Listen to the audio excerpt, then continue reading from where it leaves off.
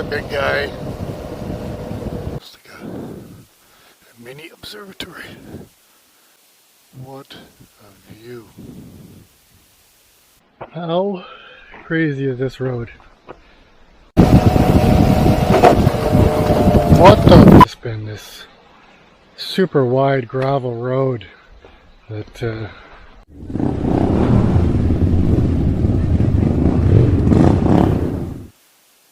oh yeah. So this is it, the end of the line.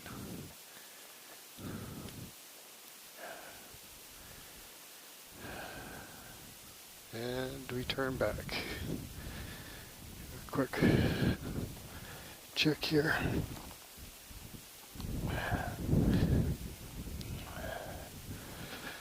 Just refueled. Those are good. I think I'll need my turn signals checked today. See if I pass even one car. Definitely using all of that tire though.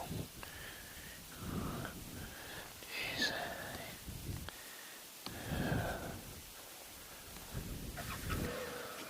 Back the way we came, boys.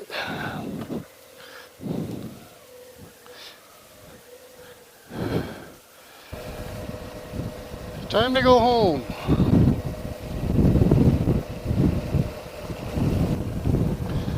How's that for pretty?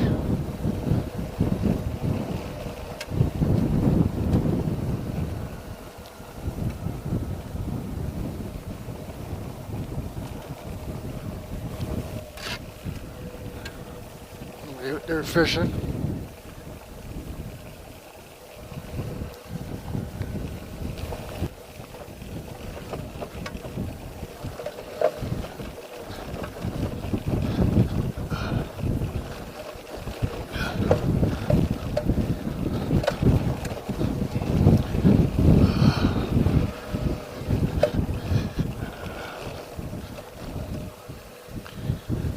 That was just hanging on for dear life.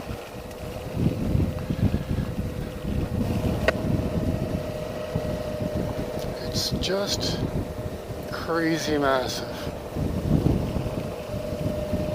Since the last episode, I traveled down several of the access roads past the dam. There were several beautiful spots that would have made for great overnight camping, but at this point I was starting to feel the pull to head home.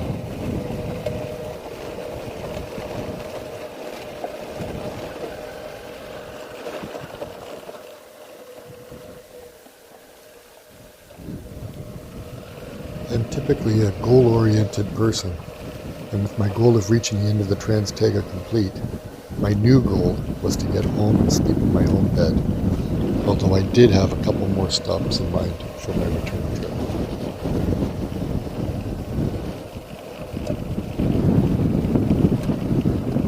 I decided instead of riding back into Caniapiscau, I would ride along the waterfront and see how far it went and where it led. As you can see, it was quite beautiful with multiple open areas and several boat launches.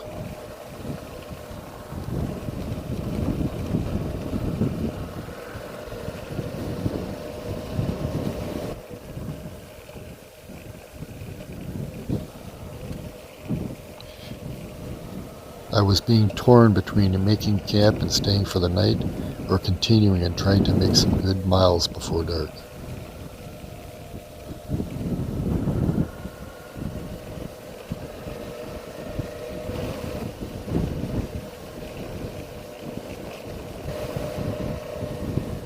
I had unknowingly made it back to the Trans Taiga and was heading back to Brisay. Once I realized I was heading back the way I came, I decided to turn back and see what Caniapiscau had to offer and take one more look for mile marker 666.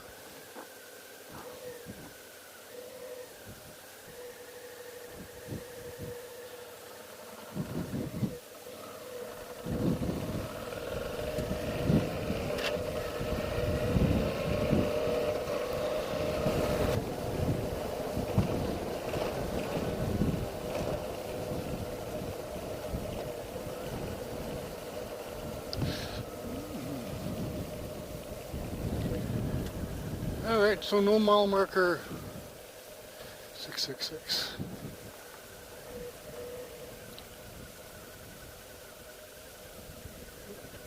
That's right.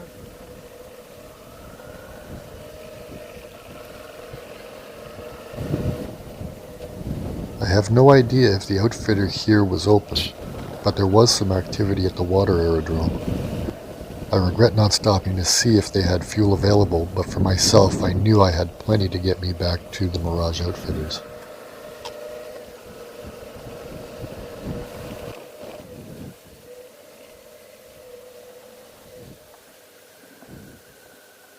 Okay. Bear scat. Lots of bear scat. After announcing my presence with the horn and seeing all the bear sign, I decided it may not be a great idea to stick around here, and I decided I had gone as far as I was going to go and my journey home was about to begin.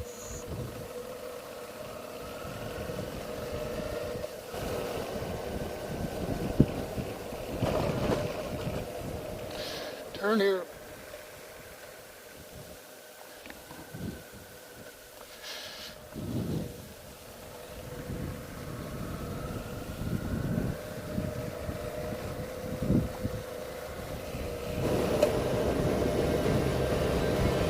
The ride back to Brisay was noticeable, although there were times where the road was in good condition and quite enjoyable, and you could be traveling along around the posted 70-kilometer speed limit, which was funny in and of itself. Oh, that just slid out from under me. Only to find a soft spot, washout or pylons in the middle of the road, and an immediate need to slow down to a crawl.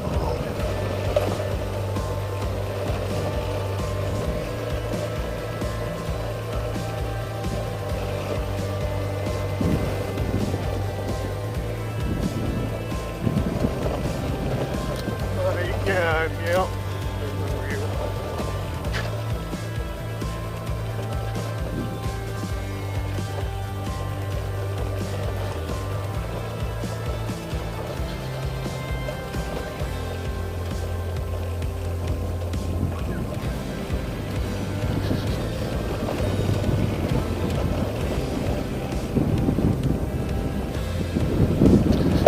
Just like that, it changes.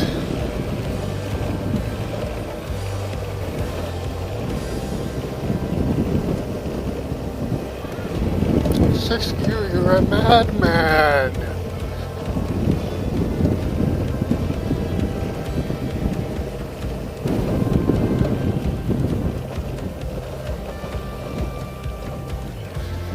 This looks intimidating.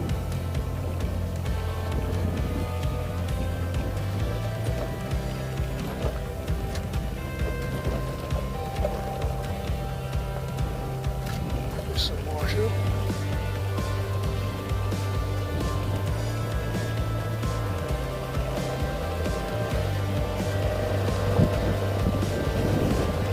For the most part though, the rest of this section, although the toughest and most remote, was not an issue for the V-Strom or myself, and I even got a chance to enjoy the scenery more than my initial ride in the opposite direction only hours before.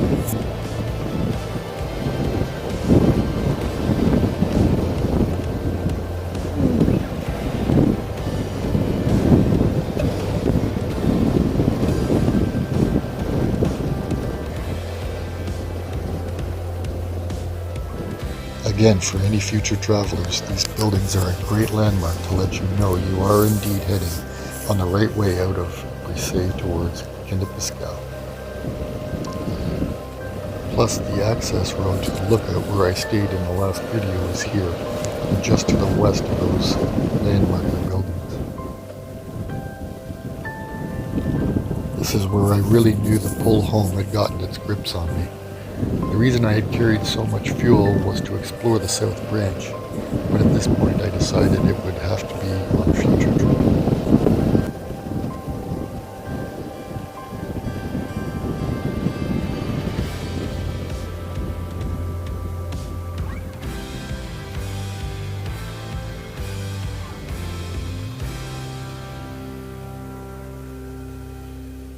Alrighty, back in Brisbane.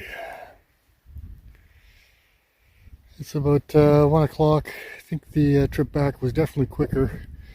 I wasn't sightseeing as much and kind of knew where a lot of the tricky spots were, so still trying to head back to Mirage. Probably, I think it's going to be about 3 hours from here, so I don't think I'll get there till 4. So I broke out the lunch pack here as well.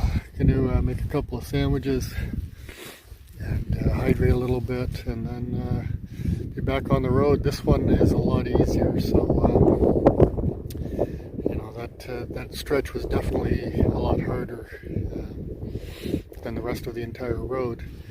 Get some food in my belly, get back on the road, and get to that Mirage, fuel up, and then see what we're gonna do from there. All right, see you in a bit.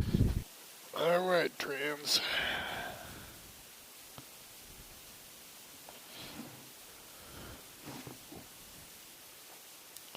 Oh, my buttons have come loose. Massive forearm muscles. Where's the bell on that line now? Alrighty. Here. Oh God, we go. Another 222 to go. I remember it being longer last time. Oh well. Must be downhill.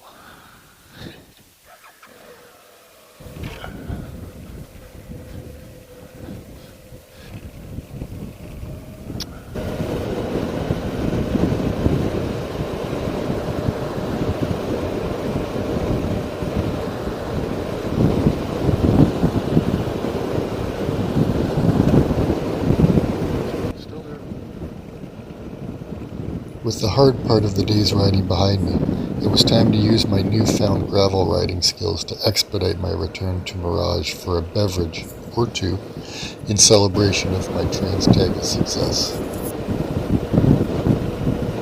At this point I was getting quite adept at using the entire road and drifting between the lanes of loose gravel similar to the Quebec hydroelectric trucks that travel these roads at pretty high speeds and drift through the turns and corners like the kind you see in some kind of Tokyo drift movie. What I didn't realize was the amount of Quebec hydroelectric and weekend warrior traffic I was going to see on this Friday afternoon.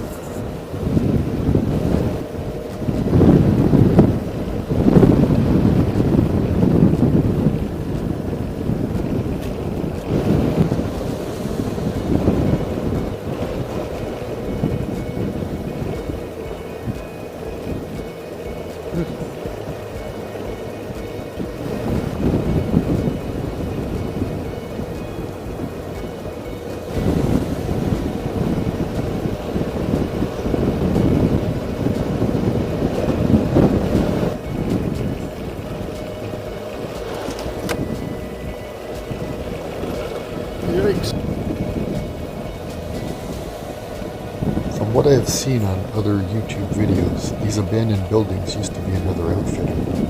They appear to be in quite disrepair, but might make for a decent place to stay if the weather or other conditions made it necessary.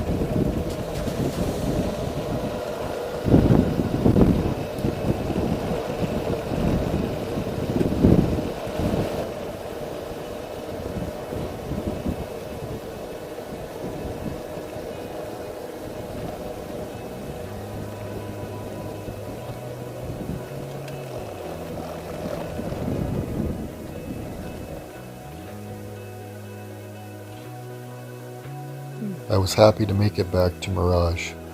By the end of the day, I would have ridden over 550 kilometers of dirt, including over 160 of the roughest this road had to offer. I was happy to get some time off the bike. Plus, I was getting thirsty, and I knew Mirage had ice-cold adult beverages to celebrate my accomplishment.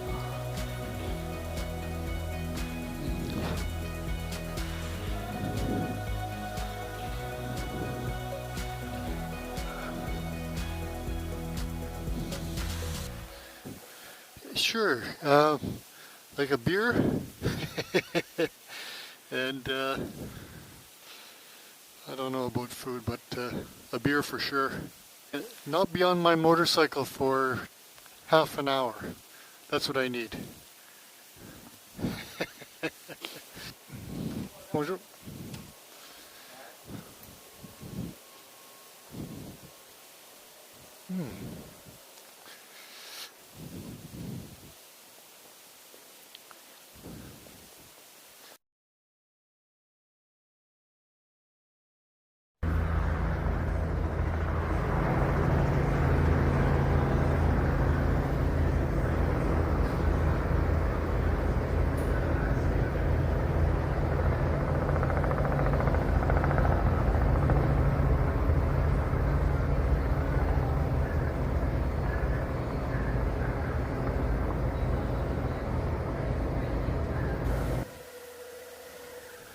Same as the last time I was here at Mirage, they made it far too easy for me to stay longer than I intended.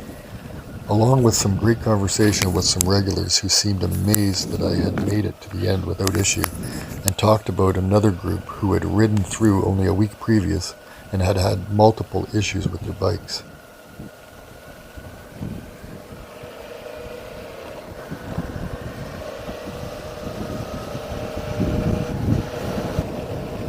This is where the Friday quote-unquote rush hour traffic began, and I certainly wasn't expecting it.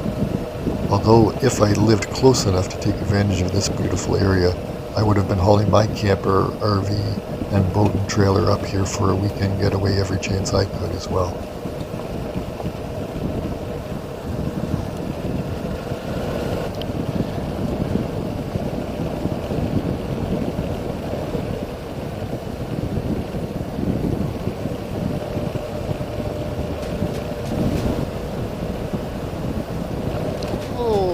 A big guy. He's off and running. And this is where my use of all of the road and the unexpected traffic nearly came back to haunt me. Thankfully, this oncoming driver was paying attention as well, giving me time to get back on my own side of the road. I was making great time, and after the success of the Marseille lookout as a campsite the night before, I thought I may be in luck again and have the same success with the LG4 lookout tonight. Oh my god, yeah. Even just the ride up to the lookout, I could tell there was going to be a spectacular view from the top.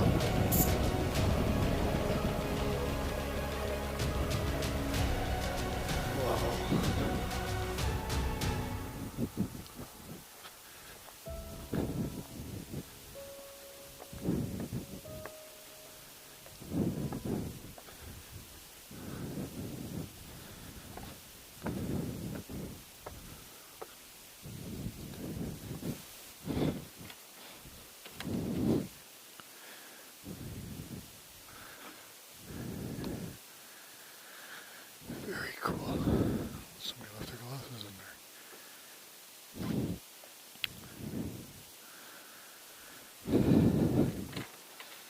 Looks like a mini observatory. Wow, look at that.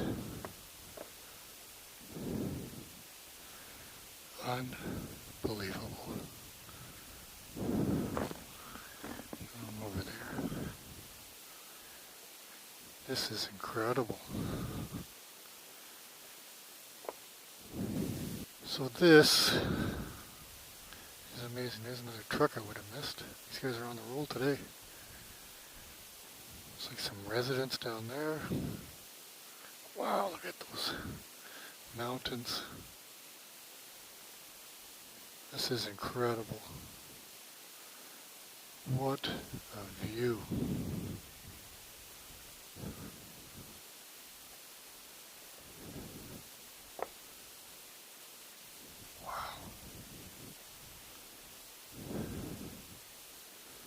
Although it was beautiful, it was on top of the only hill around, and with the higher ground, the strong winds and cold temperatures, I decided to carry on to the Pontas River campground that I had briefly stopped at the day before. So back at kilometer 203, campsite I was at yesterday afternoon. The roads were pretty good. The sun started coming down and was getting in my eyes. I had to slow down a bit, but still made it here at about the same time as I figured I was going to. I didn't remember anything bad about the roads. There's a camper across the way here, but so I decided to come around so I don't disturb them. But other than that, the campsite, this is my campsite here. It's a beaut. A little picnic table down there. We've all got these picnic tables, and just like all the other ones, goes around in a circle. So they're just over there,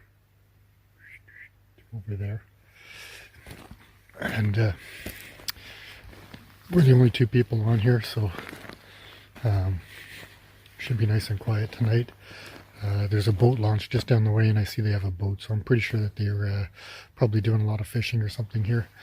And there was some kids' bikes and stuff too, so family. So yeah, hunkered down here for the night. My battery ran out on my camera, and there was no way I was stopping to either download any of the stuff or replace it, so I just kept marching forward. I was looking at the odometer on the way over here, and oh my goodness, I've already done over 1,200 kilometers on gravel in the last 2 days, so it's been a bit of a chore, but it's been fun. Still another 200 to go tomorrow, so yeah, I get a good night's rest here, and we'll say goodbye to the Trans Taiga tomorrow morning, hopefully.